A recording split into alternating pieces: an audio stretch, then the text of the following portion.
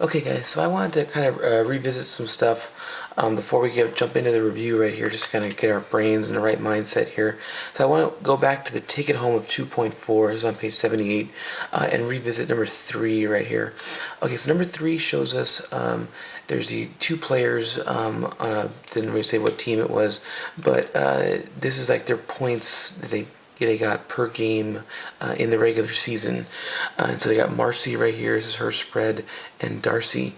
And so the first question they ask us is, let's look at any similarities or differences.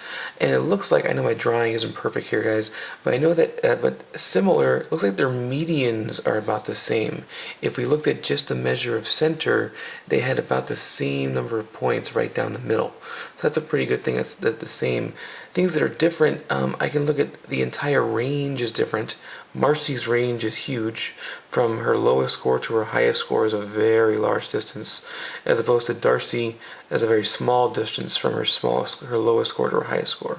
So her range is different. Her IQR is also different. Marcy's IQR, interquartile range, is very different as well. Remember, this is Q1, Q3, and that IQR is a lot smaller with Darcy than we have with Marcy. And what does that mean? That means that Darcy has a lot less variability, a lot more variability over here. Darcy is much more consistent. You know, she's constantly getting, like, on average, her scores mostly fall within this range right here, as opposed to Marcy.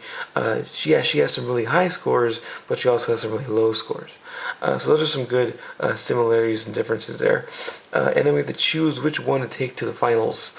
I would take Darcy, just because of her consistency in her points. I'd rather have the consistency than the chance of getting the high score, but then also the chance of getting the low score. So for me, I would choose Darcy because of her smaller variability, more consistent performance.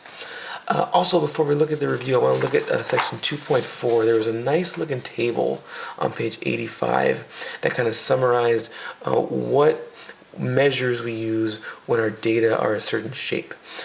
So if our data are symmetric, remember that's bell-shaped, so like the high point in the middle and kind of like the curve, the bell-shaped curve, then to measure the center, we'd use the mean, add them all up, divide by how many there are. And if we use the mean to measure the center, we have to use a standard deviation to measure the spread. Remember, we had the crazy, like the recipe for figuring out the standard deviation. We had to make a big table and all this stuff. But so that was what we would use if we had a symmetric distribution. If the data was symmetric in shape.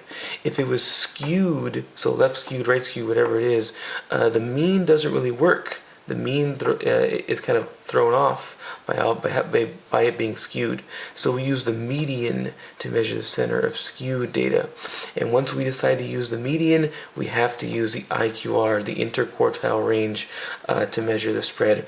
Remember, that's Q3 minus Q1, and that's what our IQR would be. It'd be that however wide the box is on the box plot. So I just want to take a look at those things before we jump into the review, and then we'll take a look at the review here next. All right.